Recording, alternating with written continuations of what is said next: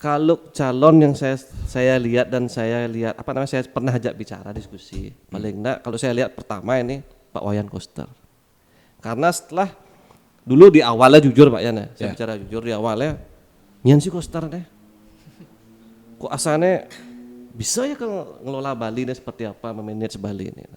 Nah, setelah pertemuan berapa kali dan tanpa kita bertanya, dan beliau saya lihat begitu semangatnya untuk memperjuangkan Bali.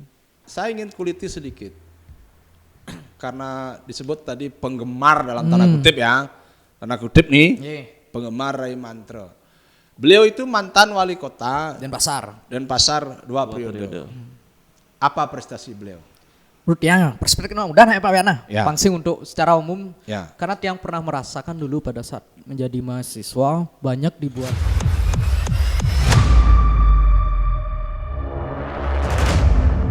Om Swastiastu, Rahajang pagi, para penonton setia channel Wayan Setiawan 57 dimanapun berada, sampun api katro sampun ngajeng, yang durung ngajang demun ge semeton, pangten gagal paham semeton pagi ini Tiang podcast dengan 2 orang anak muda semeton.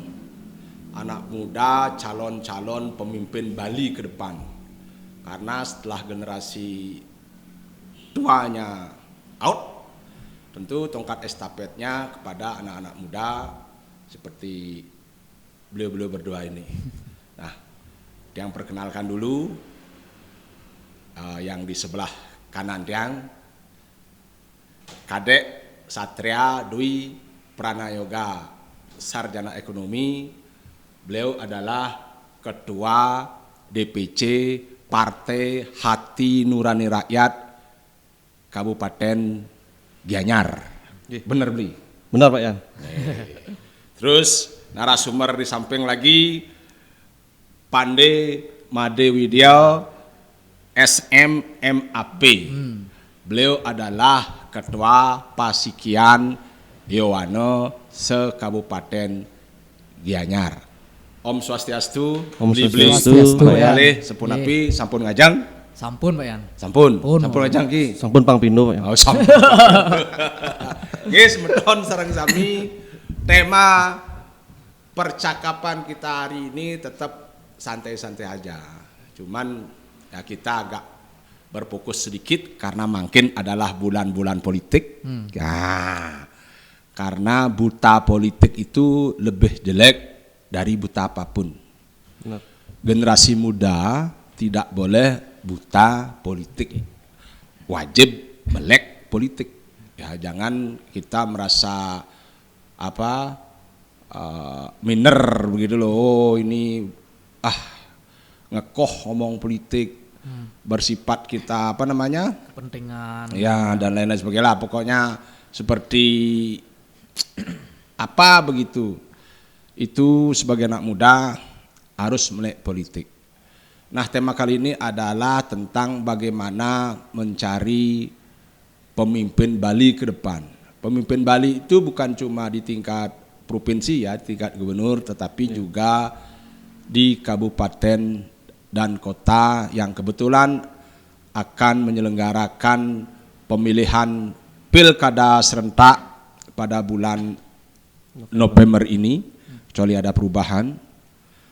Nah untuk itu sebelum pembicaraan ini kita lanjutkan, kita akan persilahkan narasumber kita yang ganteng-ganteng ini untuk memperkenalkan diri dulu, walaupun saya sudah perkenalan diri, yang mulai dari di sebelah kanan dia. Silakan beli. Baiklah. Terima kasih Pak Yan. Om Swastiastu, semeton sami, Titiang Kadek Satria Dwi Pranayoga, Titiang Ketua DPC Partai Hanura Kabupaten Gianyar. Titiang menjabat mulai dari tahun 2020 dan kenapa juga mungkin saya flashback sedikit Pak Yan ya. Kenapa Titiang ingin maju dan berkecimpung di politik Pak Yan ya, karena kan setelah saya pikir-pikir di awal perjalanan saya ingin melakukan suatu perubahan yang positif buat daerah saya. Nah, tapi kalau hanya kita berdiam diri, kita sebagai generasi muda, ya kita tidak bakal bisa masuk ke ranah itu. Nah, sehingga setelah saya berpikir dan diskusi bersama teman, sehingga itu yang memutuskan Titiang untuk masuk ke lingkaran di mana namanya dunia politik. Nah, seperti yang Pak Yan katakan barusan, saya setuju sekali Pak Yan. Generasi muda jangan sampai apatis dengan yang namanya politik, jangan sampai anti yang namanya politik. Karena segala kebijakan atau apa itu kan munculnya dari ranah politik juga. Nah, selain itu juga kalau menurut saya Pak Yan ya, seperti kemarin perhelatan pemilu, pileg atau sekarang yang akan kita hadapi pilkada serentak. Ajang pemilu menurut Titiang pribadi ini adalah bukan sesuatu ajang yang untuk mencari yang terbaik Pak Yan. Tetapi jangan sampai yang berkuasa. Nah, itu menurut yang pribadi Pak ya. Nah, mungkin dari situlah juga keinginan besar Titiang untuk dapat memberikan sesuatu hal yang positif untuk daerah Titiang, terutama Kabupaten Gianyar ke depannya agar bisa memberikan sesuatu yang hal-hal yang positif bagi daerah Titiang. Mungkin segitu saja dulu perkenalan dari Titiang. Pak Yan, mungkin bisa dilanjutkan sama sahabat Titiang. Nah, ini cukup menarik ini Semeton, walaupun singkat tapi padat dan jelas, dan memang seperti sudah yang terangkan tadi, kita generasi muda terutama tidak boleh buta politik dan apatis terhadap politik. Tiang lanjutkan dengan narasumber di sebelah kiri Tiang yang tak kalah gantengnya ini. Beli pandai, silakan Beli Kade. Sukses Pak Yan. Yeah. Om Swastiastu, Semeton Sinarang Sami. Om Swastiastu. Titiang Pandi Madi Widya, Titiang Ketua Pesekian Yono Kabupaten Gianyar. Tiang sebenarnya sedikit masih patah serang beliau belin tiang ki. Jadi Tiang merasakan betul bagaimana situasional politik di anak muda dari tingkat bawah yang tabu dengan politik, nese ngerti urusan politik karena bak nak muda totono mikir politik totonang seram kepentingan pribadi gitu. Yo bagian berkuasa sapin raga nyanyian itu pemimpin raga panse singulian yo kita ngamah nasi kekitu situasional di bawah. Namun Titiang sebagai kenapa Titiang sangat senang ya melihat situasional politik, Tiang sangat pengen tahu pangsing Tiang patuh cara di beten tuh politik tuh jelek sing uling harga cawat kan di telana ulian politik karena semua ada aturan. Uang pemerintah itu keluar itu ada aturan perda PP apa toton bin perpres ulian toton, itulah anak muda yang kurang tahu Pak Yan.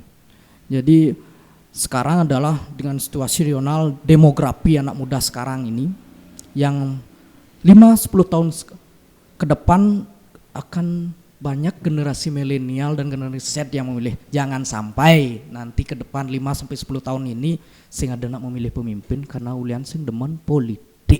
Mundur kan Pak Yan? Jadi Pak Yan lanjut bang pertanyaan. Ini menarik Semeton. Ini Tiang tidak tahu harus mulai dari mana ya, karena dari dua narasumber ini semua sama-sama semangatnya, sama-sama mempunyai energi positifnya untuk daerah mereka masing-masing khususnya. Ini perlu Tiang sampaikan juga, mungkin beliau-beliau berdua ini adik-adik Tiang ini sudah tahu bahwa pada perhelatan pemilu yang akan datang, pemilu 2029 itu pemilih dari gen milenial sampai gen Z itu melebihi dari pemilih generasi tua, generasi X ya, generasi apalah itu, baby boomer atau apa, ya kan? Itu jumlahnya di atas 50%, sudah ada di angka 59% kalau saya nggak salah data.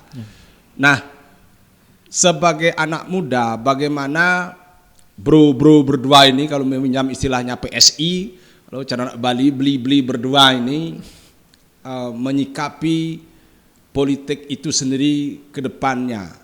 Apakah hanya dengan ngomong saja atau ada langkah-langkah real yang dilakukan sesuai dengan kapasitas masing-masing sekarang? Nah, Tiang mulai dari Beli Pandai dulu, karena Tiang dengar tadi Beli Pandai adalah ketua Pasikian Yowano. Bagi Semeton yang tidak tahu, saudara-saudara yang tidak tahu Yowano itu adalah pemuda-pemudi generasi muda. Beliau adalah ketua generasi muda, Persatuan Generasi Muda se-Kabupaten Gianyar gitu kalau saya terjemahkan dalam bahasa Indonesianya. Silakan Beli Pandai. Jadi gini Pak Yan, titiang mulai dari permasalahan tingkat bawah dumun. Encara jania anak muda liu nak dua Pak Yan. Liu nawang politik, liu nawang kengken strategi politik pemimpin. Namun yang dari tingkat bawah seketruno dia sangat tabu sekali urusan politik Pak Yan. Jadi ada dua gini nih. Apa dana? Dua tokoh pemuda nih. Pemuda nih arus bawah, pemuda nih arus atas. Nih atas jak menek-menek gini terus politik tawang menggenap tawang tapi munyi gini sing nawang ya permasalahan Indonesia ini perlu kekurangan pendidiknya kurang dinaikkan, kesehatan kurang ditingkatkan. Kalau di Bali tidak bisa berbicara seperti itu. Menurut yang nih Pak Yan. Kalau di Bali kita percaya permasalahan di tingkat bawah, sekeruno desa adat pemuda tingkat bawah. Napi permasalahannya kan gitu pertanyaannya.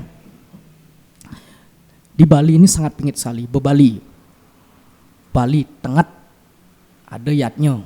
Liu anak muda orang Bali ini perlu itu. Tiang Bali ini krisis yatnya apa yang krisis mekramo. Krisis mekramo Bali ini. Kengken sing krisis mekramo. Ada masih anak muda ane sing terima dengan bansos. Liu sing tiang bansos bang yang menggenap bantuan kini gitu. Tiang terima bansos niki gimik permasalahan di bawahnya. Jauh kali ngebang bansos itu tahun siapa raga. Nah itu masalah bansos. Kedua masalah pendidik kesehatan dari arus bawah sama arus tingkat atas. Ya nak muda di Bali. Kenapa mereka buta tabu dengan politik? Karena mereka sibuk dengan kerjaannya sendiri. Makin abu ada gadget, abu ada nak tungkul mes sekolah, kelsing mansing hitung permasalah masyarakat tingkat bawah Pak Yan. Titiang kadang-kadang melihat permasalahan ring sekotruno, nak tedun kan sing ada. Kewah ngitung nak tedun. Kalau teko di Banyar, kalau kengken nawang masalah di mau Banyar mekramo raga di Beten, yang betedun sing tayan. Sutoton plung teko pemimpin nih, nak simo kramo modelnya, simo kramo kalau ngalih suara nih, kemudian cang masih kamu tedun ke Banyar, masih mau kamu masih wah muntu kan, megai cang masih tetap mau nih sekolah masih cangkel tetap mau nih. Nah itu masalah paling kompleks buat yang karena mereka krisis mekramo, kapah tedun, kapah mau mekramo bermasyarakat, kelsing mansing hitung kesejahteraan masyarakat. Jadi kesimpulannya anak muda itu kurang hitungan politik karena kurang mengetahui permasalahan ring tingkat bawah, ring seketruno, karena semakin sampun zaman praktis. Ya mansing kalau ngitung yatnya, padahal di Bali itu yang paling mahal, dia ngitung pendidikan malu aja kesehatan. Paling mahal itu adalah di urusan yatnya di desa adat. Napi mawinan kenten. Nake sing man megai ulian Kajang Klion, ngitung Banten. Nake sing megai ulian ada Purnamo. Nake sing man megai tungkuleng ada petedo neng nak mati, nak kel nganten masangi apa. Itu nih makado nak kalau sing tahan kalau ngitung masalah pipis, kalau ngitung pendidik kesehatan, sap dari Pak Yan. Maka dari itu yang titiang menggambarkan pang sesuai nekengken cocok nih pemimpin untuk Bali. Dan menurut yang cocok pemimpin untuk Bali yang uning urusan uning urusan adat di Bali. Karena itu permasalahan paling kompleks yang pragat urusan adat tingkat bawah, pragat urusan kesejahteraan raga mayatnya, besing beban raga dari Bali untuk mayatnya. Marong hitung pendidik, marong hitung kesehatan. Engken nang tungkul ngitung pipis di yatnya raga engken kalau ngidang ngitung pipis di pendidik. Kadi rasa kalau ngebang bekal panak raga di kalau apa dana kalau masuk ke sekolah tungkul ada petedo nang bijak sing man ngitung pipis. Itu menurut yang Pak Yan dari tingkat bawah. Nah, kembali ke krisis mekramo niki. Jadi ketika anak muda kurang dia mekramo bermasyarakat, dia tidak tahu situasional politik. Politik itu kan sesuatu yang kita inginkan untuk mensejahterakan orang, Pak Yan. Tata cara, tata kelola iraga untuk mensejahterakan suatu organisasi masyarakat. Kekengken nang nawang politik yang sing nawang yang mekramo sing nawang yang engken cara mensejahterakan dia baru tingkat Banyar. Tingkat ibane pendidikan sekewah kalau mensejahterakan karena jadi bu praktis apa-apa ngidih PC raramong apa-apa ngidih PC orang tua. Itu yang permasalahan paling kompleks menurut yang sebagai anak muda. Tapi di zaman sekarang bin neneng kado tabu urusan politik nih adalah media sosial media niki. Apa tepuk di media? Gitu masih orang mas ya. Karena di media ini politik ini jelek sekali dilihat. Kenapa seperti itu? Apa nih posting nih jelek alusan viral. Coba posting nih menginspirasi. Bebedak poleng posting pangluung video masih audio pangluung sehingga kadang nak ngetut teng. Yang bejani uga salah masalah di sosmed bomisitor buka bedek gen jaga engal. Nek itu anak muda maru demen. Nah, cara memerangi kengken patuh ngerago gitu menurut yang. Gai masih gimmicknya jelek tapi pangidang ke arahnya luwung gitu. Manja sekarang viral zaman TikTok. Bagaimana memanfaatkan TikTok itu, sosial media itu, IG itu, pang anak muda tuh sing tabu dengan politik. Ingat Pilpres tahun 2024 ini, bulan Februari. Di sana sangat menginspirasi dari kubu Prabowo Gibran. Nah nyambung tiang ke Pilpres.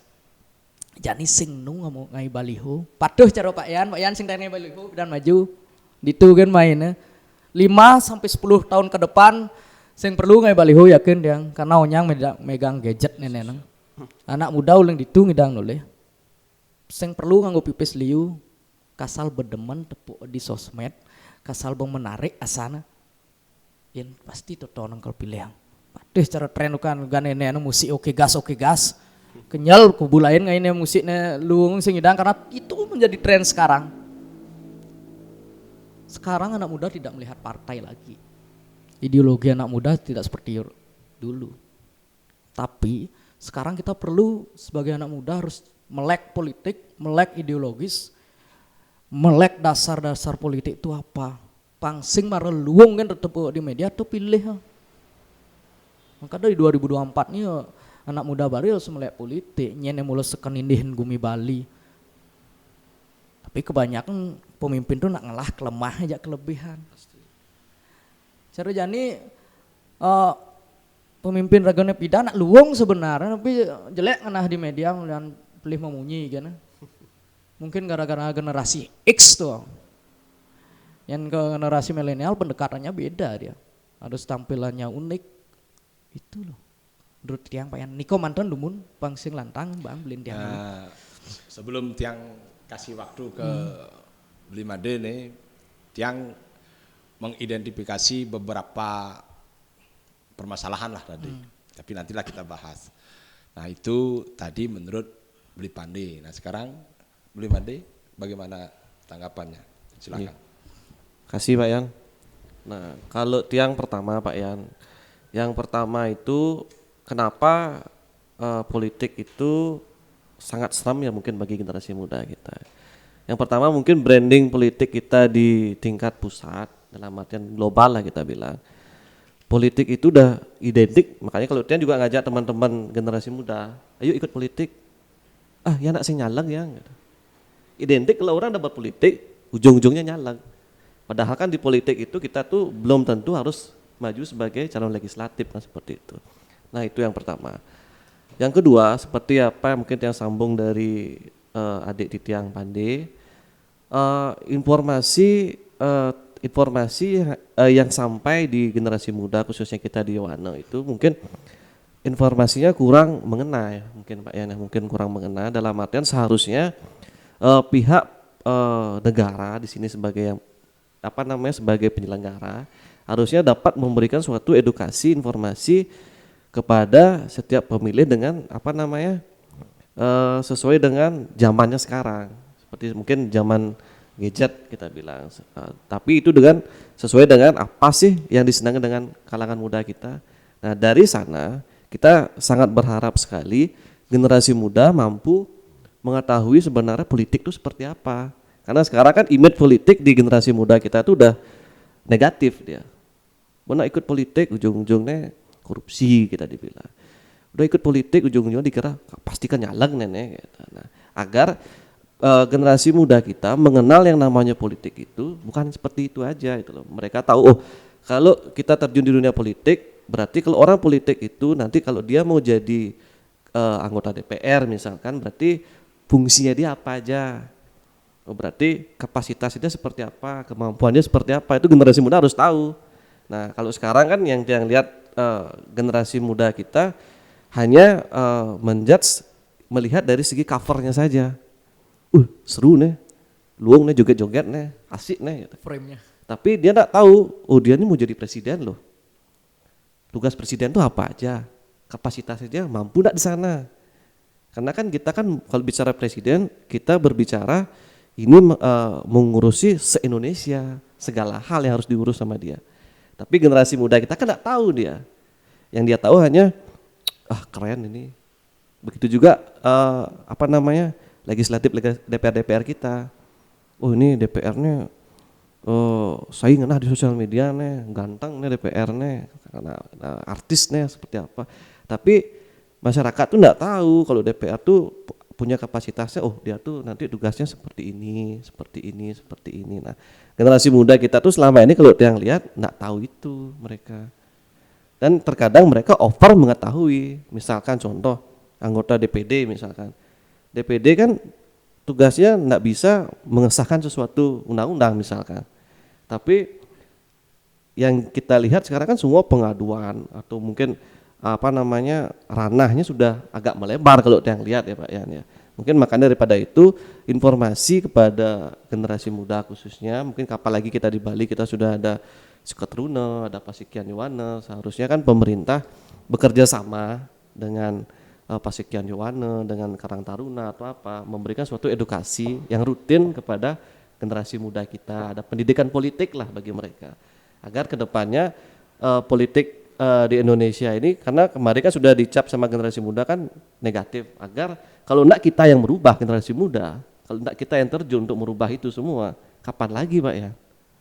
Tapi kalau kita hanya sebagai generasi muda, sebagai penonton, manut-manut, kita joget-joget, ya sampai kapanpun politik kita seperti ini bakalan gitu loh. Makanya ginilah kesempatan kita generasi muda, ayo dong kita keluar dari zona nyaman kita belajarlah sedikit, kita tahuilah apa sih politik itu, agar kedepannya kita bisa merubah. Kalau bukan kita yang merubah, nyen bener merubah. Masa kita wariskan lagi kepada cucu kita, nenek kita, sampai kapanpun kalau sama seperti kita karakternya nggak bakal nemu. Makanya saya sering mengajak teman-teman, ayo dong, kadang-kadang mereka yang nak mau nyalek saya suruh, politik tuh nggak harus nyalek kamu, di sana kamu bisa tahu banyak teman. Kalau kamu ada di dunia bisnis, ada relasi. Nah, sehingga jujur kalau kita di Gianyar Pak Yan, khususnya di Hanura, 90% umurnya di bawah 35 tahun Pak Yan. Cuma kenton banyak muda makin harus getok malu. Kita selalu ya tujuh lah bendek kita memberi edukasi mereka, tapi kalau enggak kita yang memulai, kapan lagi Pak Yan? Ya mungkin segitulah pandangan saya Pak Yan. Ini statement yang sangat dalam ini.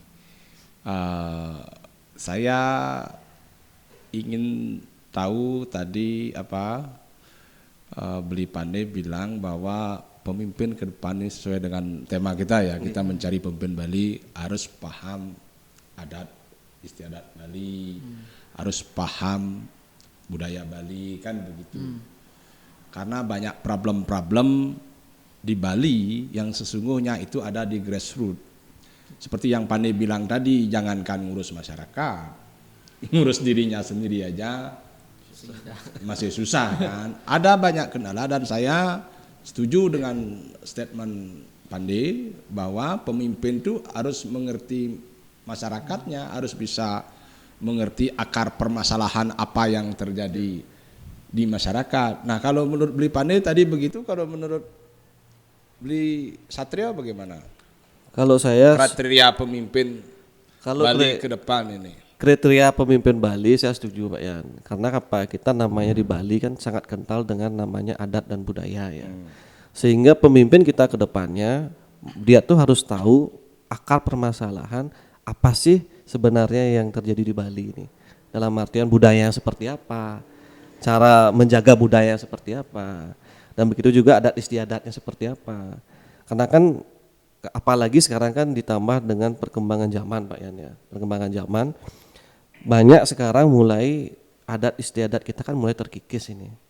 Mulai masuknya adanya sampradaya seperti apa. Nah, disinilah kita perlu seorang pemimpin Bali yang benar-benar mampu bisa menjaga Bali itu seperti kuat seperti dulu lagi gitu loh. Agar jangan sampai Bali ini kita tuh goyah lah. Agar tetap budaya religinya tetap terjaga sesuai dengan adat dan istiadat di Bali kita sendiri. Kemarin kebetulan saya juga sempat ngobrol dengan salah seorang, ya saya anggap tanda kutip tokoh Gianyar ya, kebetulan Gianyar ini. Ya, kebetulan kemarin ya kita sempat ngobrol dengan seseorang yang saya anggap tokoh di Gianyar. Memang beliau tokoh di Gianyar, pernah menjadi ketua Gabensi Gianyar. Ya, jadi sebenarnya menurut beliau tidak ada adat istiadat yang kaku di Bali, luas semua. Itu menurut beliau. Yang ada adalah oknum-oknumnya yang kaku. Karena desa adat di Bali itu tidak bisa disamaratakan. Ya, tidak bisa disamaratakan karena ada istilah desa mawo caro. Jangankan antara desa di Gianyar dengan desa di Jembrana gitu contohnya. Antara desa di Gianyar dan desa di Gianyar saja, desa adat di Gianyar saja bisa beda-beda. Lain. Kan seperti itu. Nah, sedikit menyimpang, saya ingin mendapat sedikit masukan nih, jawaban dari generasi muda ini. Karena menurut saya bahwa keberadaan desa adat itu sudah dijamin oleh Undang-Undang Pasal 18B ya, mohon diralat kalau salah. Undang-Undang Dasar 45 ya. Jadi keberadaan desa adat itu sudah dijamin. Jadi desa adat sebenarnya sudah bersifat otonom bahkan dari zaman kerajaan dulu. Kalau nggak salah dari eranya Dalam Waturenggong itu sudah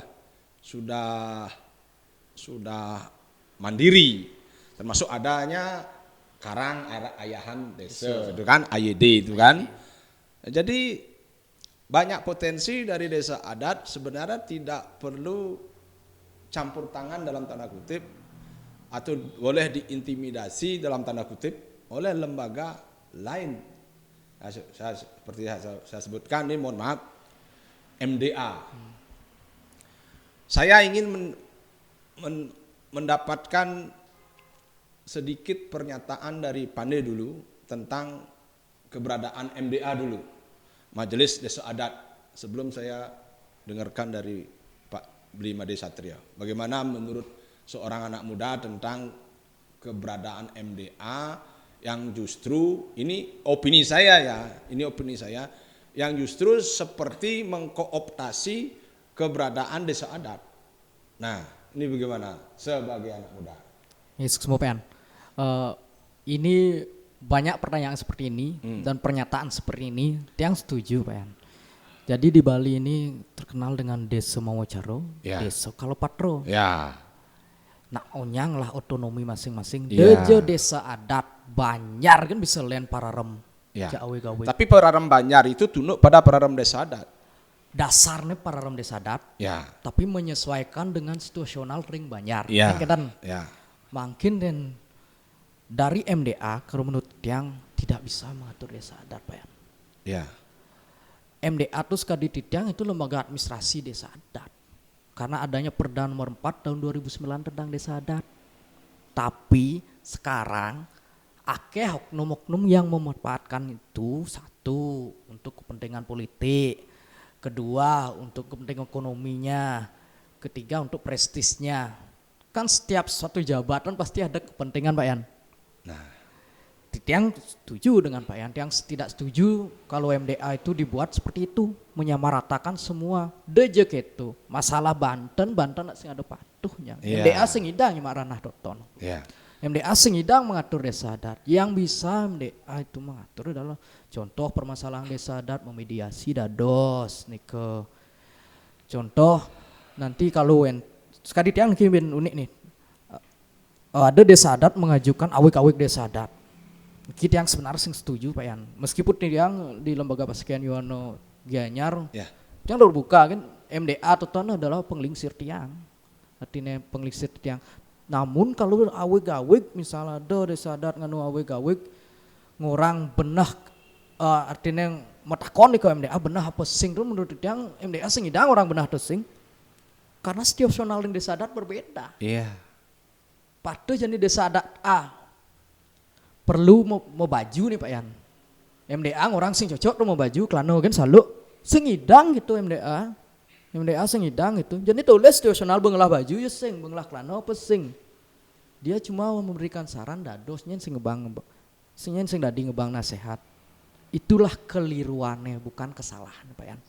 Apalagi sekarang dengan Perda nomor 4 tahun 2019 ini sebenarnya kalau isinya bagus sekali nih Pak Yan. Satu memanage sengkeni raga menjaga sat kayangan 3 trihita karananya diatur pawongan pelemahnya bin ada pace-nya 200 juta tuh Pak Yan. Ya, ada BKK-nya. Ada BKK-nya 300 semua diatur. Perda itu membuat perda tuh aturan pasti untuk muswang pipis Pak Yan. Iya. Tapi di zaman sekarang pace itu pesu atur pin MDA tuh nilaian tono tapi sing pas ya menurut dia. Nah, Kalau sekali ditang bang pin 200 juta, bang yo desa adat ngatur apa keperluan yo, apa hati pang bermanfaat untuk desa adat ini datur patuh aja desa adat lain. Jadi dot beli keperluan desa adat Pinang jadi siap urin beli kan masih masuk akal Pak Yan. ya. Dan tiang pun ring paskian yo, no Kabupaten Gianyar tidak berhak mengatur sekedruno. Saya tambahkan satu lagi. Bukankah di pemerintahan sudah ada Dinas Pemberdayaan Masyarakat Adat? PMA. Ya kan? Dinas PMA, Dinas Pemberdayaan Masyarakat Adat. Jadi kalau saya menukik pertanyaannya, kalau menurut Pandey, setuju nggak Pandey itu dengan kalau umpama MDA kepada siapapun nanti menjabat gubernur, ya, itu dihapuskan saja. Ini saya perlu jawaban tegas dari seorang pemuda Gianyar ya. Karena satu alasan saya mempertanyakan ini adalah karena satu desa adat itu bersifat otonom. Karena desa adat itu desa mawacaro. Tidak bisa disamakan antara desa adat A, B, C sampai Z. Di Bali sepengetahuan saya ada sekitar 1.500 desa adat. Tolong koreksi kalau salah. Ya, jadi tentu masing-masing desa adat itu mempunyai prarem, aweg-aweg, adat istiadat, kebiasaan yang berbeda antara satu desa adat dengan desa adat lain. Contoh, perayaan Nyepi. Kalau secara umum perayaan Nyepi itu biasanya jatuh pada bulan Maret. Atau April. Sasih nemonin sasih Ya kesengong. kan? Ya kan? Tetapi ada desa yang melakukan Nyepi tidak pada hari itu. Nyipeng. Ya kan nggak bisa disamakan kan.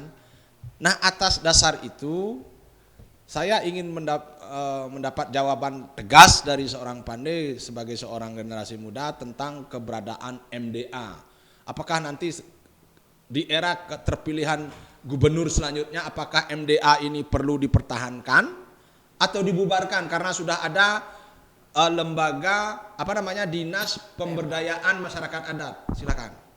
Sukses Pak Yan. Ya. Ini kita kembali ke aturan. Ya. Dumun. Kenapa MDA ini kehadir? Ya. MDA ini kehadir kan untuk membantu PMA. Ya. PMA ini kan cuma sikiu enten Pak Yan. Ya. Di provinsi. Ya. Sedangkan di masing-masing kabupaten yang pidan pes PMA itu ke dinas kebudayaan masuk. Ya. Yang makin memang masuknya secara langsung yang administrasi makin MDA. Ya. Jadi kalau dihapuskan, tiang setuju yang dihapuskan, tapi apa yang dihapuskan? Yang dihapuskan itu satu, setuju tiang serang Pak Yan. Jangan MDA itu mengintervensi desa adat. Secara di perda nak sing ada sebenar, cuma mungkin oknum keliru nih kau hapuskan seharusnya. Bila perlu, memang pemilihan majelis-majelis di masing kabupaten tapi di provinsi harus dipilih sesuai dengan aturan, sesuai dengan bukan berarti dengan kepentingan politik. Pasti ini kepentingan politik semua diletakkan nih. Itu jangan ditutupi lagi. Pasti semua dengan kepentingan politik. Menurut yang itu dihapuskan MDA itu. MDA itu bagus Pak Yan. Kalau diisi perdanya semua bagus. Tidak ada yang menyeleweng, cuma ketika eksekusinya di lapangan jelek. Titiang kan merasakan betul pas nyepi. Pas nyepi nih Pak Yan. Pas ogoh-ogoh. Pas Covid ben. Ingat sing Pak Yan urine nasi wong-wongan tuh. Sik tiang nak sing kedo jeneng nasi wong sing kedo aturna. Tu pelumik sebenarnya beten tukang Banten nak bisa lian nanti kekini harga orin ngisi neng. Oh, tu tiang sing setuju. Tapi yang Pak Yan ngorang setuju sing dihapuskan MDA Jani di Bali. Ya, jawab tegasnya. Jawab tegas. Ya. Tiang sing setuju Pak Yan. Setuju tapi sing MDA nih hapus tiang nih. Lemane hapus yang hilang, pang sesuai dengan atur regulasi. Karena PMA itu perlu nulungan di masing-masing kabupaten Pak Yan. Semeton pemirsa Wayan Setiawan Channel 57 nih, biar pembicara ini agak hangat, saya persilahkan narasumber berdua untuk saling potong, untuk saling beli aja nih, setuju ya, peseng gitu nah saling jawab gitu loh, agar tidak terkesan kaku. Tadi kalau saya dengar jawaban dari Pandi bahwa setuju dihapuskan MDA, tapi yang dihapuskan itu adalah orangnya maksud Pandi sebenarnya ganti orangnya gitu. Itu nih pas tuh ganti orangnya. Sebagai contoh ini mohon maaf nih saya disclaimer dulu, tolong dicek kalau salah.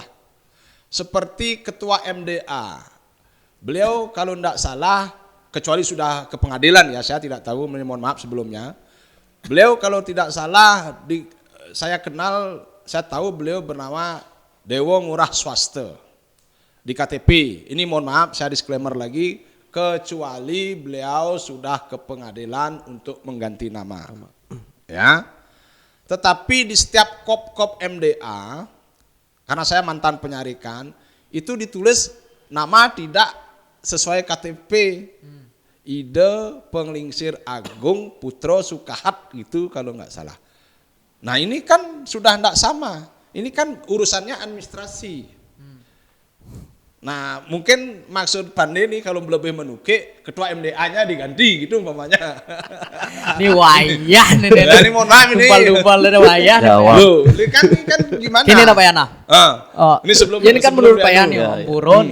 Tiang nak lu ngejauhnya, ini benar-benar tiang ya, orang aja enggak apa-apa. Tapi memang kalau memang itu salah dan memang ada hukum untuk menyalarkan tuh, jak sah menurut tiang mulai ganti. Nah, gitu. Kalau begini, ini kan saya tadi sudah. Jadi masalah nih tuh numa anggur tuh Pak Yan. Kengkene nih tuh. Numa di kop surat ada meleh nih, saya ada meleh masalahnya. Irago ngidang meleh ini. Nih di itu ini kan secara administrasi. Contoh. Sesuai nama KTP nih, nama KTP saya Wayan Setiawan begitu kan. Kalau saya pakai nama umpama Ratu Wayan Setiawan, Ido Penglingsir Pasek Gegel gitu umpamanya. Apa itu dibenarkan? Yang menurut yang kan karena tidak. Sepengetahuan saya, kecuali mohon maaf ya, kecuali Ido Sulinge yang sudah medue jati. Ampun mau para beda nih. Itu beda, itu menurut saya pengecualian. Mungkin nama walakonya Ido Bagus Anu atau Iwayan Anu, setelah jadi Sulinge bergelar Ido Sri Empu Anu atau Ido Pedano Anu, gitu umpamanya. Nah ini unik no ya lo Pak Yan. Ya. Ini unik nenen.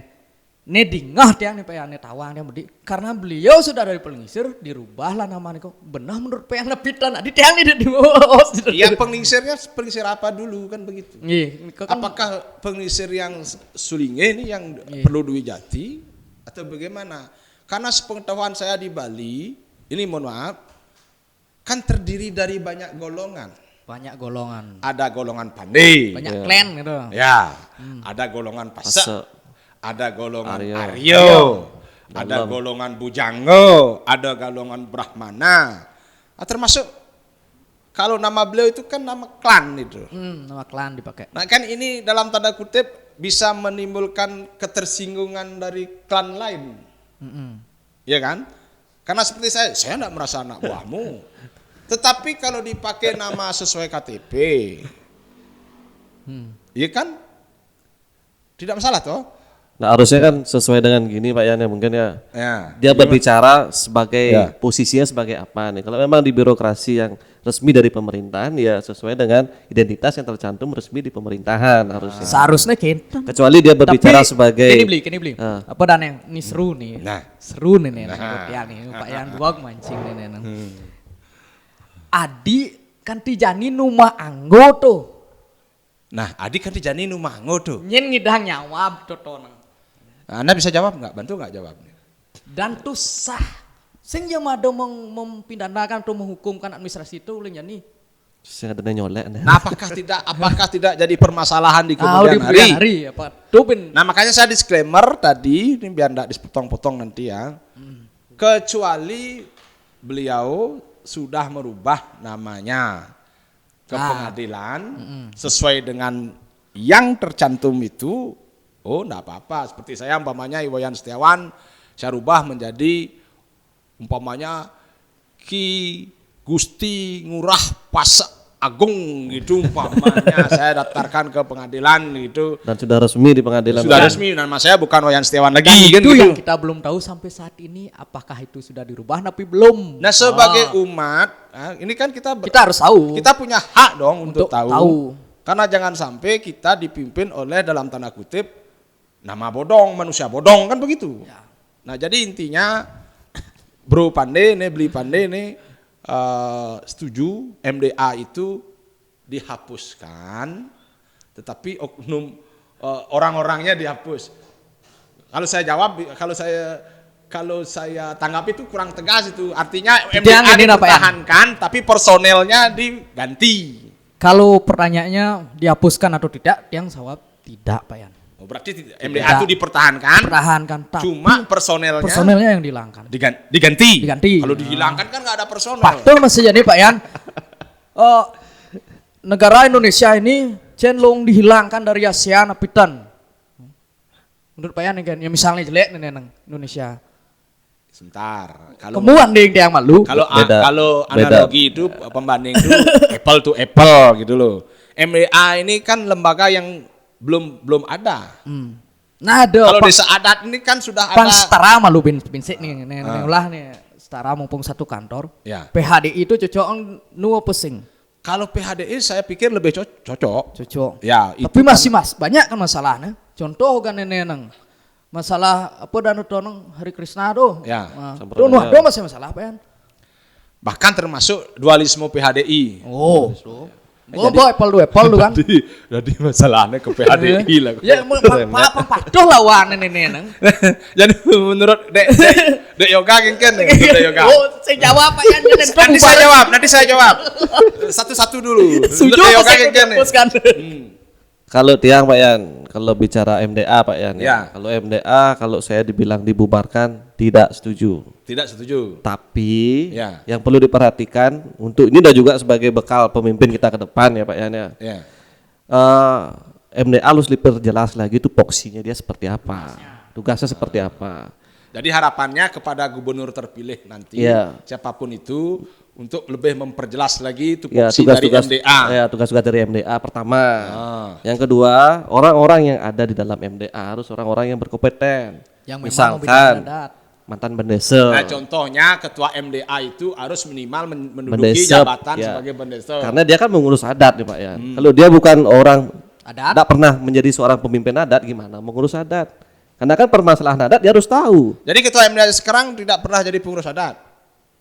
Setahu Tian sih tidak. Bin kan yang pasti kalau pertanyaan. Kan kesetahu Tian ya. Nah kalau masalah pergantian atau gimana itu kan kembali ke hierarki suatu kepemimpinan. Nah tapi kan ini kita sebagai generasi muda kan memberikan suatu masukan lah kepada pemimpin kita ke depannya. Paling enggak kan dari pemimpin adat, pemimpin dari segala adat nih, tapi sentayan dari adat. Sentayan dari pemimpin adat diceniin kan sentayan gitu loh. Kengken kalau ngurus adat. Mungkin ngurus adat nih gedeanan gitu loh. Paling enggak kan harus tahu. Jadi kalian berdua bersepakat MDA itu tetap dipertahankan, tetapi personilnya itu harus the right man on the right place. Iya benar. Ya gitu kan? Ya. Itu intinya kan? Nah, tadi saya bilang saya disebutkan tidak mau jawab soal PHDI. Jadi Pak Yan masa jadi mendagang restoran ane jangan itu sing pegawai restoran sing koki itu ya apa kalau dadiangnya gitu loh. Nak si Musa masak jadi jangan ditongos. Itu dah Bisa. intinya.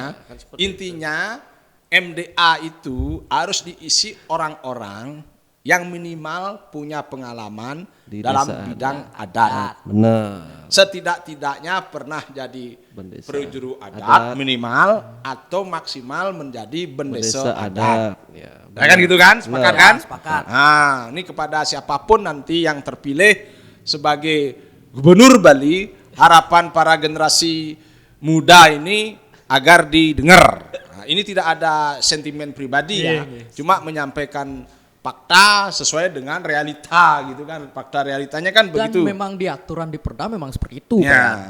Pak. Ini kemudian saya jawab soal PHDI Pak D. Saya sendiri ini agak menyimpang sedikit ya. Saya tidak sebut nama karena nanti ini saya tidak sebut nama. Karena ini menurut saya urusan masing-masing ya. Satu, ada dualisme PHDI. Ya. Ya, ada PHDI versi pimpinan si A, ada PHDI pemurnian pimpinan si B. Ya, begitulah nih. Ini mohon maaf ini. Kalau menurut saya itu justru mempermalukan kita sebagai orang Bali. Kita kelihatan tidak bersatu sebagai orang Bali. Becenik benyenek kan Dena. Padahal kalau kita lihat tokoh-tokohnya, figur-figurnya antara dua versi PHDI ini, zaman sekarang kan bisa saling WA. Iya kan? Bisa saling WA, bisa bicara sebagai sesama orang Bali untuk bagaimana Bali ke depan. Sebagai hal satu contoh, ini sudah viral ini di medsos, ya, soal Dwi Jati Ulang, seorang oknum Sulingeh, kalau nggak salah itu di wilayah Wanita. Bangli, saya tidak sebut nama. Nah, PHDI pemurnian secara tegas tidak mengakui Sulingeh tersebut, kesulingihannya. Sementara PHDI yang satunya justru menyampaikan tidak apa-apa. Ini kan membuat umat bingung. Bingung kan? Kalau saya secara pribadi orang mau jadi apa itu hak pribadi. Ya silahkan saja mau jadi apa. Tapi kalau kita bicara Sulingeh, kita sebagai umat Hindu kan kita punya hak untuk bicara. Ini yang mana yang benar? Agar jangan sampai nanti ya kita suka-suka gue kena niro gitu loh. Umpamanya Pandai mau jadi Cerimpu. kalau di Pandai apa Sulingeh? Empu. Ido empu, Widyo Nato, apalah begitu. Kalau saya mungkin empu juga. Seperti itu kan enggak seenak-enaknya seperti itu. Nah, ini jawaban saya kepada Pandai tentang PHDI. Saya sangat mengharapkan siapapun tokoh-tokoh di balik PHDI itu bersatulah untuk Bali. Setuju apa enggak? Setuju. Setuju apa enggak? Setuju. Dan harap yang di MDA gitu Mas Payan. Ya. Aduh Dena. Ya kan? Iya. Untuk Bali. Untuk gitu Bali. loh. Jangan sampai bikin justru tujuan pembentukannya baik, tapi implementasinya Implementasinya buruk. justru membuat kekisruhan di grassroots. Nah itu soal MDA dan PHDI yang sebenarnya menyimpang bedik dari tema hari ini. Nah kita kembali ke tema. Tapi sedikit Pak Yan ya, kalau Tiang sih menurut saya ini ada masuknya Pak Yan ya. Ya. Kalau menurut Tiang. Ya. Karena ini juga sebagai PR juga Pak Yan, sebagai siapapun nanti pemimpin kita di Bali, paling enggak kan kalau terus dibiarkan dualisme ini berlarut-larut, enggak bakal selesai. Disinilah nanti ke depannya kita harapkan juga seorang pemimpin mampu berani tegas dan memediasi seperti apa. Agar kan kalau ini berlarut-larut, masyarakat di bawah kan bingung jadinya. Dan jadi bahan ketawaan umat lain. Iya, juga itu ya. juga umat lain juga jadinya gimana sih? Yang kecil atau biar ini aja ada PHDI berapa begitu. jilid 1, jilid 2, jilid 3. Nah, kan ini kalau kita mau lihat umat lain, organisasi kemasyarakatan gitulah, organisasi keumatan kan tidak cuma satu. Ya. Ini mohon maaf saya sampaikan kalau di Islam gitu umpamanya. Ini ada NU, ada MUI, ada Muhammadiyah, ya kan Mbak ya? Ayo, halo. Ya gitu ya. Ya kan ada beberapa lembaga umat kan di Islam. Muslim, di Islam lah. Kenapa enggak begitu umpamanya? Anggaplah PHDI versi A, versi B, biarkan aja begitu. Kalau menurut yang sengidang Pak Yan. Nggak bisa kalau dia. Nggak bisa seperti itu. Jadi patuh secara maro bahasa Bali ini udah bercenik. Kan PHDI itu kan rangkup PHDI Indonesia gitu orang kan Pak Yan. PHDI itu untuk seluruh Indonesia. Nggak bedik ada Pak Yan.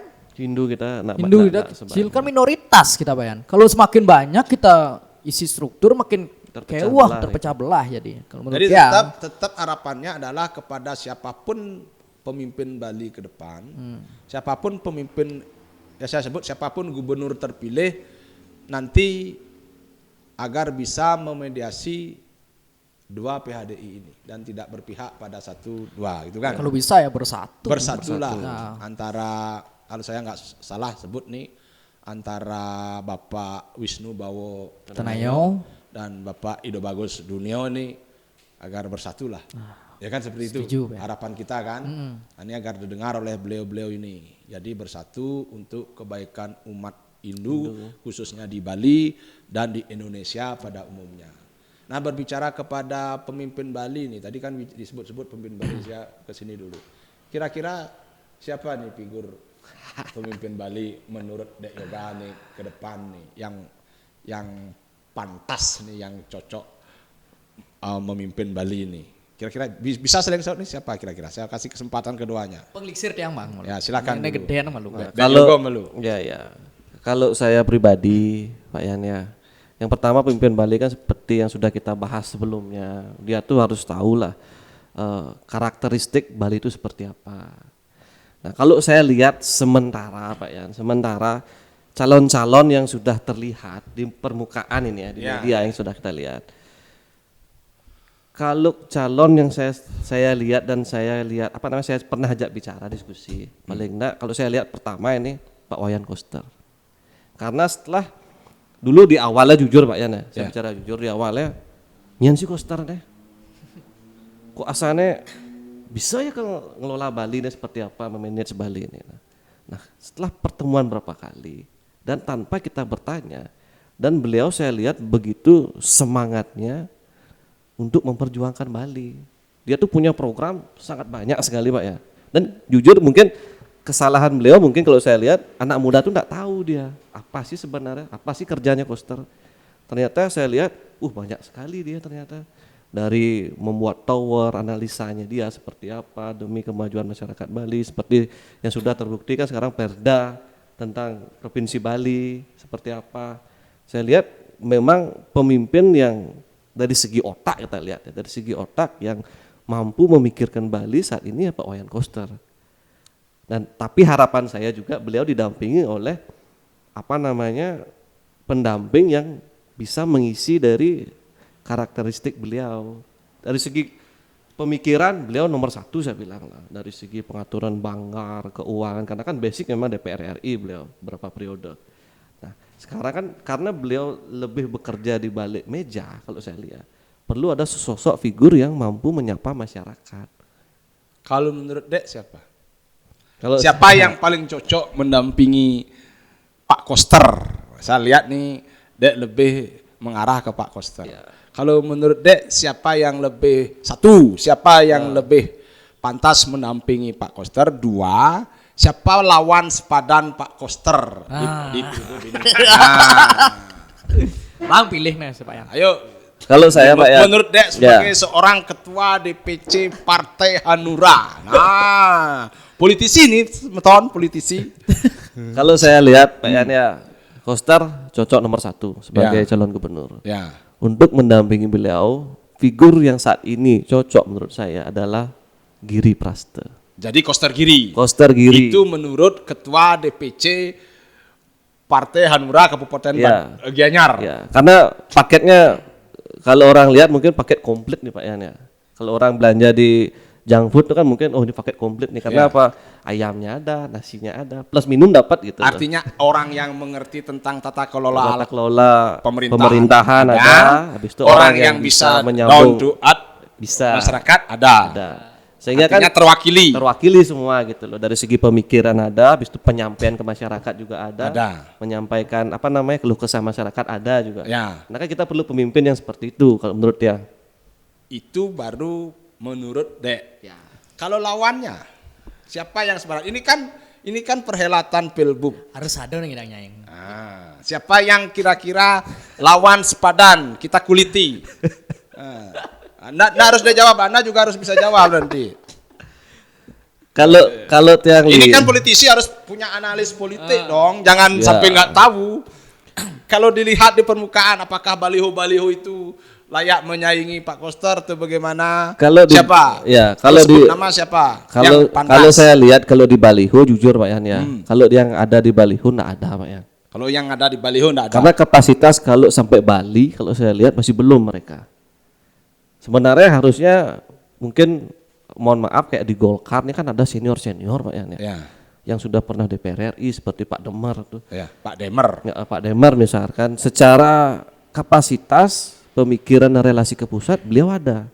Tapi kan ada koalisi Kim di Bali. Seharusnya ya kalau saya lihat demi menjaga apa namanya martabat koalisi Kim harusnya berani mengajukan calon. Siapa kira-kira?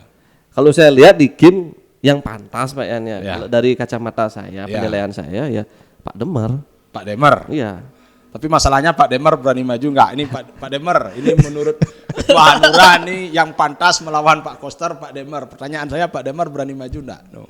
Itu menurut Kadek Yoga. Ini menurut Pandai sekarang. Siapa nih yang pantas memimpin Pangsing Bali? Pas Pak sani pang seru. Pang warna-warni. Pang warna-warni pangsing pas patuh. Kalau tiang perspektif aman udah malu. Sekatruno nih Pak Yana. Ya. Perspektif Sekatruno benar saya menyen yoga. Yang tiang untuk gubernur Pak Giri. Ya. Yang perspektif anak muda. Ya. Pak Giri. Mewakili generasi muda. Untuk mewakili generasi muda. Tapi ada tapi ini Pak Yan. Tapi untuk kepisioneran ke depan pemimpinan Bali nih visioner. Tiang cocok nih Pak Koster. Tapi benar masih tapi. Yang satu, yang dua. Yang satu, yang dua. Yen boy orang biar rago yen pemuda nih Sekatruno Pak Giri. Yen pemuda rago Pak Giri rago nih. Tapi yen untuk ke pemimpin yang visioner untuk ke depan untuk pang maju Bali. Pak Koster. Berarti pada intinya kalian berdua ini sama Koster nih. Giri gitu. Koster Giri. Jadi Jawa tuh kan depot yang di media apa ya? Artinya Koster tetap Bali 1, Giri tetap Bali 2. Kalau menurut yang janian ya. Karena satu partai ini patuh. Itu partai Koster Giri yang masih patuh. Tapi kalau perseptif anak muda, titiang Pak Giri dia. Itu menurut anak muda. Ini tidak ada setting ya. Ini bukan tim ses dan saya tidak memberi opini. Takon enyen lawannya gitu nih cocok. Jani ke takon. Sabar malu nih. Nyen lawan sepadan nih. Ini kan pemilu nih. Masa itu aja siapa lawan sepadan? Ini cocok Ini koalisi Kim karena kan gemuk nih Kim nih. Kim ini kan berhasil yang presiden ya. Ini cocok melopang partai ini sesuai aja di pusat di Gajah Pak ya. Pak D Gajah. Ini Pak D Gajah. Ini ada masukan dari Ketua Yohano Gianyar agar Pak D maju sebagai calon gubernur dari Kim. Nah wakilnya siapa? Wakil nih sing pok ngamar yang nih. Yang ngidang Pak Demar dari wakil Pang Patuh satu anu. Berarti ngelah ngesan Pak Demar. Berarti Pak Demar dengan Pak D Gajah. Dia kuat loh. Muldem sing gitu Mulodemer sing gitu. Tapi di tiang ingat nih di sosmed. Ya. Sosmed nih pok tiang postingan istri Pak D Gajah bertemu dengan Cokrat Nunas Restu Pang Pole Dadi Wagub Bali 2. Ya, Bali 2. Sebenarnya yang diuntungkan biar hujat tapi anak muda itu tetap Pak Koster diuntungkan kan. Diuntungkan sekali Pak Koster biar hujat, tapi kalau perspektif anak muda yang lebih tuan kan anak muda Pak Giri. Gini nih kalian berdua ya, adik-adik saya nih, saudara saya yang paling tua nih. Adik Pandai dan adik Yoga ya. ini juga kepada yang disebut-sebut namanya tadi, kan ada nama lain. Nyen Pak Yan. Ada nama, mohon maaf nih kalau dari surveinya Jag Bali nih, dari surveinya Erwin, Ya. ada nama PAS, Putu Agus Bagus. Suratnyano. Ada nama Rai Mantra, ada nama Luh Jelantik. Saya nggak tahu apakah Erwin punya sentimen pribadi atau enggak nih sama Arya Wino Karno, nggak dibuat, disebut. nggak disebut Bisa dalam kan dong. pollingnya nih. Kan Erwin. Bisa gitu. Ini ada beberapa tokoh-tokoh figur yang mungkin dalam tanda kutip bisa menjadi lawan sepadan pada pilgub ini agar pilgub ini betul-betul menjadi sebuah pesta demokrasi yang baik, menjadi pesta demokrasi yang menjadi percontohan bagi demokrasi di Indonesia pada umumnya ini. Nah, Ini gimana menurut dengan pendapat kalian nih? Dengan nama-nama Figur-figur itu, yang lain dong. figur-figur yang Ayo lain kita tuh. kuliti. Nah, cara tiangnya cocok. Yang tadi gubernur tuh harus ngalih tokoh mula uling beleleng sih. Ini nimpal sing uling Denpasar, ngianyar uling Badung. Karena marah tepuk nama-nama netron beleleng Denpasar. Pas Mulia yang saya lihat balihonya Yang sing ada Pas Mulia. Pas Mulia yang sing nen. Karena Pak De Gajah Hasan sing ada niat dari Bali 1. Ini dan belum menurut yang Kapasitasnya aburon belum masanya Pak Yan. Nulung karirnya di provinsi kan mungkin anggota DPRD provinsi terpilih. Mudo gitulah. Masih banyak jenjang menurut yang Masih ada harus step-step dijalan. yang Cocok menurut yang Rai Mantro. RM Pas gitu. Apa Pas RM? RM Pas karena dia melihat Pak Agus belum familiar di masyarakat. Sebagai anak muda yang belum familiar. Kalau Rai Mantro memang yang demun penggemar Rai Mantro. Penggemar. Jujur yang kalau dia anak muda ya meningkatkan UMKM dekat aja anak muda. Yang penggemar Rai Mantro pidan pen. Saya ingin kuliti sedikit. Karena disebut tadi penggemar dalam tanda kutip ya. Tanda kutip nih. Penggemar Rai Mantro. Beliau itu mantan wali kota Denpasar. Denpasar 2 periode. Apa prestasi beliau? Menurut yang perspektif mudah ya Pak Yana. Ya. Pangsing untuk secara umum. Ya. Karena Tiang pernah merasakan dulu pada saat menjadi mahasiswa banyak dibuatkan Event. kegiatan event. Ya. Peningkatan UMKM, urusan seni budaya. Itu yang Tiang suka, yang Tiang gemari dari beliau. Ya. Tapi urusan pembangunan dan lain-lain Tiang durung uning. Durung tatas. Kalau saya sebut ini belak-belakan ya. Ini kita terbuka aja ya. Saya masih ingat pada era kepemimpinan Pak Mangku Pastiko sebagai gubernur, itu didirikan Rumah Sakit Indra, yang waktu Rumah sakit mata. Rumah Sakit Indra, Mata dan ya, yang itu izinnya tidak ditekan-tekan oleh Pemkot Denpasar yang notabene wali kotanya beliau. Itu satu. Kedua, ada proyek cerobong asap, juga perizinannya tidak ditekan sama beliau. Ketiga, saya tidak tahu, ini mudah-mudahan saya tidak akan bilang ini dari beliau ya. Cuman kita perlu cross check. Ikon Bali itu izinnya siapa yang ngasih? Apakah di era Pak Rai Mantro ataukah di era Pak Jaya Negara? Tapi intinya kalau menurut saya pribadi ini, opini pribadi saya, selain beliau ada ML nama almarhum gubernur kita, Bapak almarhum Ida Bagus Mantro karena beliau adalah putranya, saya belum melihat prestasi maksimal dari seorang Rai Mantro untuk dalam kapasitas beliau untuk memimpin Bali. Karena hal-hal untuk kepentingan rakyat, contoh Rumah Sakit Indra, pengolahan sampah yang mana masalah sampah sampai saat ini Belum selesai. belum selesai. Nah itu menurutmu bagaimana itu? Wayah tuh pertanyaannya Pu. Ya kan ini satu nih, Rumah Sakit Matra, Rumah Sakit Indra itu untuk rakyat. Pengolahan sampah, cerobong sampah itu juga untuk rakyat. Tadi Pak Yan kan bertanya nih, Ya, saya dari bertanya. sekian tokoh tuh, sekian tokoh tuh, kan Tiang Urin memilih nih, Ya. pilih Tiang Rai Mantro. Ya. Tapi urusan kelemahan nyang pastilah kelemah Pak Yan, dan sebenarnya Tiang jujur tenuning urusan punika. Oh jadi nggak tahu. Nggak tahu Tiang urusan Saya itu. kasih tahu sekarang. Tadi dia mungkin. Nah, seperti itu. Jadi kalau Dek Yoga bagaimana? Siapa yang layak itu? Siapa lagi? Kalau selain Nike Pak Yan ya, kalau dari segi ketenaran, kalau kita Iya. bicara ketenaran ya memang Pak Raimandre. Kalau kita bicara tenar ya. Ya. Cuma kalau bicara kita koreksi kinerja kan itu kan kembali ke apa namanya, dia nak begitu mengikuti juga kan. Memang sih kemarin kita sempat tinggal di Denpasar, memang Pak Raimandre kan untuk UMKM dan generasi muda memang giat sekali beliau. Tapi kan mungkin tidak merata mungkin ke pembangunan seperti ini ke. Kalau Tiang sih lawan paket lain yang mungkin bisa ikut di kontestan pilkada nanti kini mungkin paket Raimandre sama Agus Suratnyana. Berarti RM pas begitu. RM pas. Sama ya. Pas RM.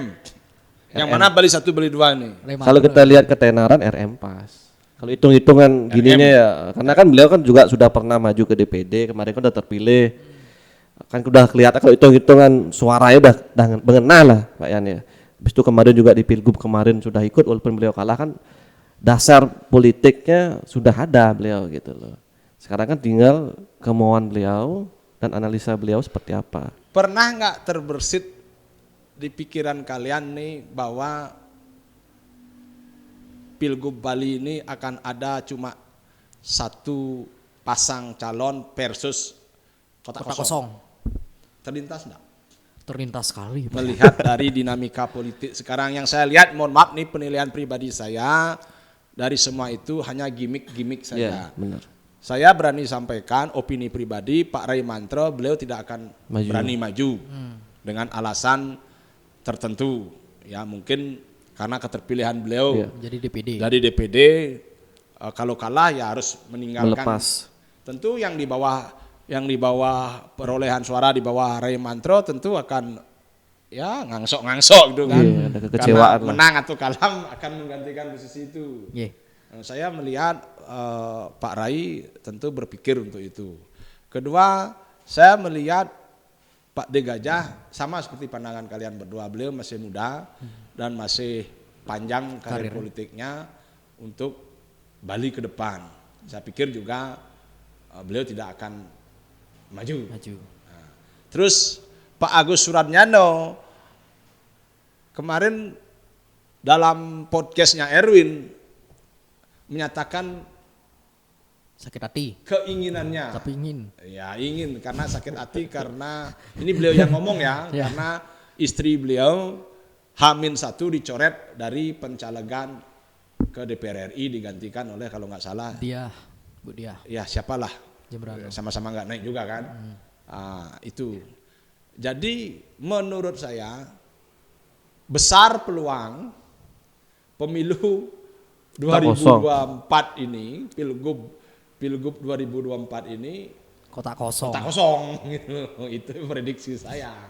Terlepas dari survei-survei yang dibuat oleh lembaga-lembaga survei dan termasuk polling-polling di Instagramnya milik rekan saya Erwin Jegbali.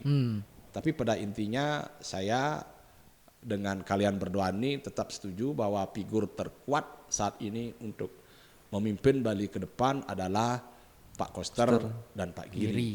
Itu juga menurut saya. Menurut Tiang juga. Menurut saya ini tidak ada intervensi, saya bukan tim suksesnya Pak Giri dan saya juga bukan tim suksesnya Pak Koster. Pak Koster. Tidak ada dalam lingkaran tersebut. Kalau pendukung, setiap orang berhak mendukung siapapun yang dia mau, kan seperti itu. Iya. Nah oke, kita soal Pilgub cukupkan dulu seperti itu. Karena ini di Gianyar, kalau di Gianyar bagaimana? Ya beli malam deh. Jangan ngomongin yang jauh, yang dekat tidak diomongin. Kalau di Gianyar bagaimana? Lagi kasih yang di Iwano dulu Pak partai ya. tuh, mau dari segi partai malu. Kalau Gianyar gimana? Oh, Ini baru pemuda pengertian nih. Tidak ada saling menyalip ini. Kalau Gianyar gimana nih? Kalau Gianyar Pak Yan, sekarang kalau saya bicara dari segi partai ya. Kalau dari segi partai, kalau Titiang di Hanura kan memang instruksi harapan DPP koalisi kita, karena kemarin kita kan mengusung Ganjar. Ya. Nah diharapkan untuk pilkada maupun pilgub kita tetap mengusung calon dari PDI. Ya. Nah, Itu dan instruksi partai. Dan kalau kita lihat hitung-hitungan di Gianyar Pak Yan ya, kapasitas pemimpin Gianyar saat ini kita bicara. Saat ini memang yang terdepan masih di incumbent Bapak Agus Mahayastra. Nah, cuma didampingi oleh pendampingnya ini kalau menurut yang pribadi. Nah, sekarang berkaca juga kita dari Pilpres kemarin. Ternyata generasi muda tuh harus tetap didengar Pak Yan. Harus tetap diperhitungkan. Nah, harapan Tiang pribadi, harapan Tiang sih yang bisa mendampingi Pak Agus ke depannya. Kalau bisa yang bisa mewakili generasi muda kita di Gianyar. Siapa? Nah, kalau itu jujur saat ini sih belum ada. Belum terlihat Pak. Kenapa Anda nggak bilang saya begitu? Baru mau kenalan Pak ya. Lu kan harus optimis. Kenapa Anda nggak punya percaya diri? Saya lo Ketua DPC Hanura Kabupaten Gianyar siap mendampingi Agus Mahayastra sebagai calon wakil bupati. Kenapa enggak begitu? Karena kan banyak apa namanya Pak Yan, dari segi beberapa kriteria, dari segi, nah kalau kita pribadi, kalau saya pribadi Pak Yan ya, kan ada beberapa hal yang harus kita perhitungkan dalam maju ya. Kita nggak bisa maju hanya sekedar bilang maju, tapi kan ada beberapa hal, nubin bisik yang kurang Pak Yan. Nanti kalau udah terpenuhi itu mungkin ada baliho Tiang mungkin di sana nih kayaknya. Jadi untuk pendamping, kenapa nggak petahana pendamping sekarang? Nah kalau Wakil petahana jujur ya, Yang kepemimpinan, nah kita melihat kepemimpinan Pak Agus ya kemarin paket aman ya kalau saya lihat. Kepemimpinan beliau bagus, cuma masih ada kurangnya kalau menurut yang Pak Yan. Ya. Dari segi infrastruktur, jujur saya bilang luar biasa Gianyar Pak Yan. Ya. Tapi ada beberapa hal yang mungkin masih terlupakan di Gianyar. Gianyar Gumi seni Pak Yan. Tapi seni kita belum maksimal di sini Pak Yan. Nah ini Pak Agus dengerin nih, ada yang terlupakan di Gianyar. Gianyar itu Gumi seni. Dengan Gumi seni. Apa ke jalan mukir gitu maksudnya apa kengken ya? Lebihan seni seniwan. Adakah jalan mukir di tempat di Gianyar gitu? Masih ada Pak Yan. Masih ada. Itu Tapi kan perlu bertahap itu kalau menurutnya. Kalau infrastruktur ya masih fine lah kalau menurut dia. Tapi kan ada sekarang kan ada dari segi seni, habis itu pemerhatian kita dari kepemudaan. Seperti kemarin kita lihat teman dia ngepost terus Pak Yan dari Yawana Gianyar, ogoh-ogoh sing ada di Gianyar. Ya Gumi seni di Gianyar, ogoh-ogoh sing ada. Saya melihat satu figur ya tidak bisa dibilang muda ya. Iya. Tidak bisa dibilang muda, tapi saya melihat figur dari PDI sendiri, seorang anggota DPR terpilih itu Pak Eka Yana. Nah, ini mohon maaf nih saya nggak promosi Pak Eka Yana, tapi saya lihat beliau muda dan saya pernah sekali ngobrol dengan beliau. Ternyata beliau punya isi otak yang menurut saya cukup bisa diandalkan. Menurut Dek gimana ini? Kalau umpamanya Agus Mahayastra Eka Yana gitu umpamanya. Kalau yang lihat Pak Yan Kan ya, tidak perlu koalisi di Gianyar. kalau Gianyar kan udah bisa mengusung PDI sendiri kan. Ya. Kalau yang lihat sosok Pak Eka Yana mewakili Pak generasi muda Pak ya. Ya. Karena kan dia juga sering ngobrol sama beliau kan dalam artian dari pemikiran beliau, apalagi beliau kan Presiden Vespa juga kan, Presiden Vespa Indonesia. Kalau bisa beliau mendampingi Pak Agus sangat luar biasa menurut dia. Nah ini didengar nih Pak Agus, jadi tolong cari pendampingnya yang energik, yang energik, bisa membawa generasi Gianyar muda ke lebih baik dari yang sudah baik dikatakan itu versi Dek Yoga, Ketua DPC Hanura Kabupaten Gianyar yang walaupun kemarin kursinya 0. Tapi apa semangat pembelajaran. Tetap semangat. Saya tidak meledek tapi ini untuk pembelajaran karena itu sebagai tantangan bagaimana pemilu ke depan bahwa kerja partai itu bukan kerja bulanan tapi kerja tahunan. Ini saya kembalikan kepada Pandey Widyo nih. Bagaimana? Ini saya orang luar, saya orang Badung. Saya melihat sosok Wayan Eka Yana ini kira-kira mewakili. Nah, belum bupati siapa kan belum Pak ya. Bupatinya dulu. Siapa tahu bukan Pak Agus kan, beda siapa tahu. Siapa tahu Pak. Ya siapa bupatinya dulu nih. Saking semangatnya saya nih. Sebenarnya di Gianyar sama dengan di gubernur Pak Yan. Ya. Di Provinsi Bali. Pak Agus bagus secara infrastruktur, kepesioneran, kepemimpinan beliau sama bagusnya. Tapi dia yang patah sering belin dia.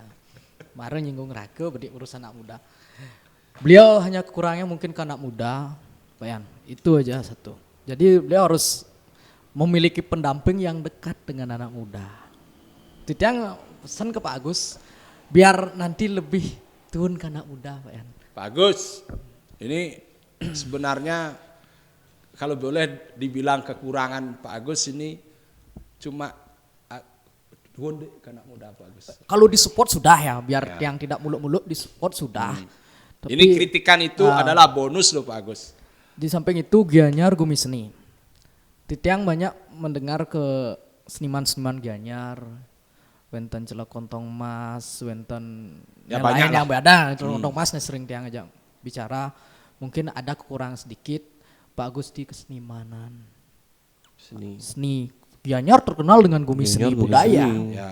Dan seharusnya siapa yang memimpin Gianyar harus memprioritaskan itu. Infrastruktur oke, kesehatan oke, pendidikan oke, Gianyar bajak sejahtera Pak Yan. Secara ekonomi sebuah pekan begayana meskipun banyak hujatan di media karena pada saat Covid itu wajar. Kalau enggak senang diam pun orang tetap tidak senang, biasalah itu. Dan karena masyarakatnya konen, tapi 5 sampai 10 tahun ke depan kan generasi muda yang akan menempati pasar Gianyar. Masuk akal loh. Nah itulah perlunya pemimpin muda yang mendekati anak muda pangidang dengan event di pasar Gianyar, Pangsing Pocong lah tongos. Jadi tetap figurnya Pak Agus. Pak Agus tetap figurnya, tapi harus ada yang menemani. Pendamping beliau? Pendamping beliau Titiang jujur kalau dari letak geografi, namun beliau kan bermasuk tuh kayaknya namanya yang ini saja tuh.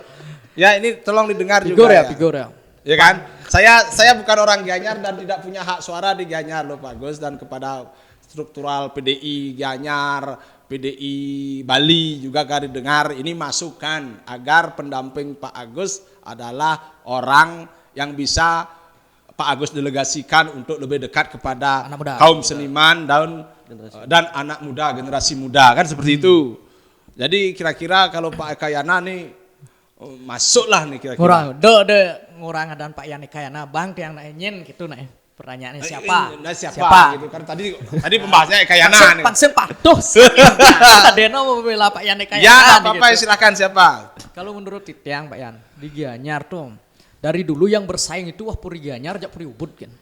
Karena satu ngolah kekuasaan. Amunisi ada. Ya. Yang paling cocok menurut Titiang dan memang dekat dengan anak muda di media dan sering membuat viral dan cara ngorton santai. Cok wah. Berarti ada dua ini.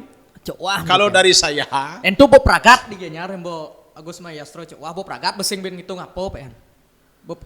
Kotak kosong bo pasti tapi cok bo beres di Gianyar. Berarti pendamping Pak Agus adalah cok wah dari Puri Ubud. Versi Tiang. Puri Ubud kan? Ya Puri Ubud. Bukan Puri Gianyar. Oh, kentan kocap Pak Koster Pak Agus biar menjadi pertimbangan ada beberapa nama yang lebih dekat dengan generasi muda, generasi penerus bangsa. Nah, Pandey, Dek Yogaha, kayaknya obrolan ini kalau kita mau bikin panjang sekali. Tapi ada baiknya karena ini bulan-bulan politik, anggap saja ini periode pertama.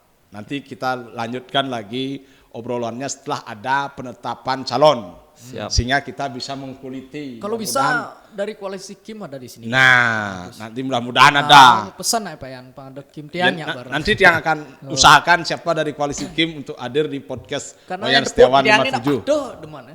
Tapi undang muda sih Pak Yan Kim ada. Ya harus muda-muda. Karena sekarang saatnya anak muda tampil. Jadi sebelum kita akhiri percakapan hari ini, Tiang ingin closing statement dari Pak Ketua DPC Hanura Kabupaten Gianyar kepada penonton ini apa closing statementnya? Baiklah, untuk singkat, padat, jelas. Untuk semeton sami, Tiang Ketua DPC Kabupaten Gianyar mengharapkan generasi muda untuk tidak apatis dengan nama yang politik. Mari kita berpesta demokrasi, kita sambut Pilkada serentak 2024 dengan sukaria. Ingat, pemilu bukan ajang untuk memilih yang terbaik, tapi pemilu adalah ajang untuk mencegah yang buruk berkuasa. Itu dari Dek Yoga. Dari Pandi? Baik, untuk anak muda semua, jangan tabu urusan politik. Jangan salahkan pemimpin ketika jadi pemimpin, tapi salahkanlah diri sendiri ketika kamu memilih pemimpin. Dan carilah pemimpin yang sesuai dengan kebutuhan masyarakat Bali. Apa perlu ne Bali, pangidang ne Nawang Bali pemimpin ada ne sing Nawang Bali. Komandan Pak Yan. Nggih. Ini semeton penonton setia Wayan Setiawan channel 57 dimanapun berada, sana durung ngajang dumun nggih pangtan gagal paham. Terima kasih sampun nonton. Sinabdiang untuk promo Santi. Om Santi Om. Rahayu.